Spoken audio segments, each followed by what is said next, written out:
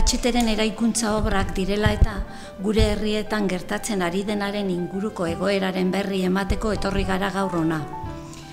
Lehendabizi, baieztatu nahi dugu azkenaldian atera diren informazioak egiazkoak direla, baina hori esan da gure herrietan gertatzen ari dena azaltzera goatoz. Arazoaren iturria AHTko azpiegituraren eraikuntza lanen ondorioz gure herrietan aurkitzen ari garen irregulartasunetik datoz. AHTko eraikuntza lan hauek direla eta ordezkatzen ditugun udalei bizkar emanez hormigoi instalazioak eraiki dira azpiegitura hau hornitzeko. Hormigoi instalazio hauek ez dira AHT lanetarako proiektuetan ageri, eta jaso diren 3 sententzia ezberdinen arabera instalazio hauek ilegalak deklaratu dira. 3 sententzia ezberdinetan, EAEko epaitegi ezberdinetan eta garai ezberdinetan hormigoi instalazio hauek beraz erabat ilegalak direla oso garbi dago. Honen aurrean, bai Zizurkilen eta baita Antzuolan ere, udalek hormigoi instalazio hauen gaineko espedienteak zabaldu dituzte.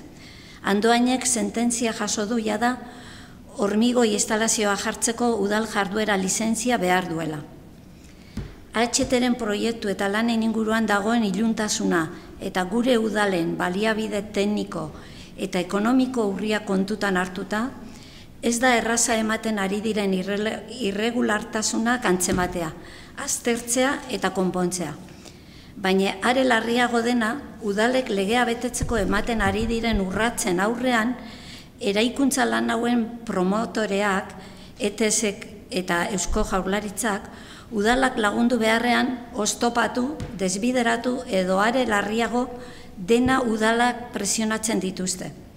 Zizurkil kasu, udal eskuduntzan inbadituz, legeak eta epaitegiek argi utzi duten espedienteak artxibatzea eskatuz.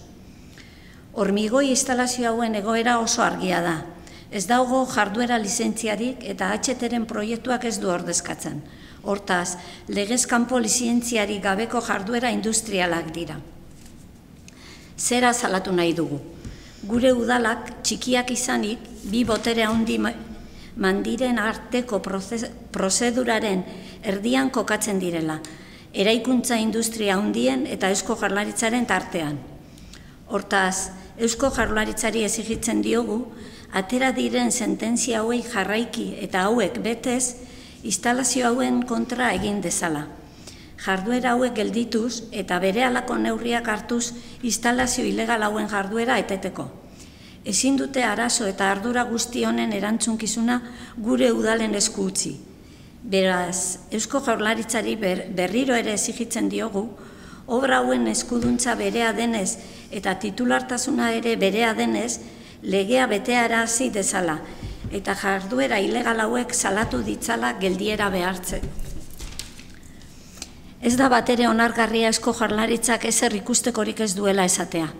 Jarduera lizentziak udalen konpetentzia direla esanez eta ondoren udalek ahalmen hori baliatu nahi dutenean kontrako norabidean presionatzea, legez kanpoko ekimen horiei bide emateko.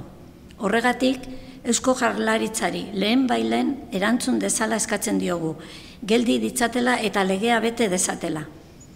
Une honetan eta prozedura ezberdinak ireki ditugularik, datozen egunotan gure udaletatik irregulartasun hauen aurrean emango ditugun ekinbide juridikoak aztertuko ditugu eta publiko egingo ditugu.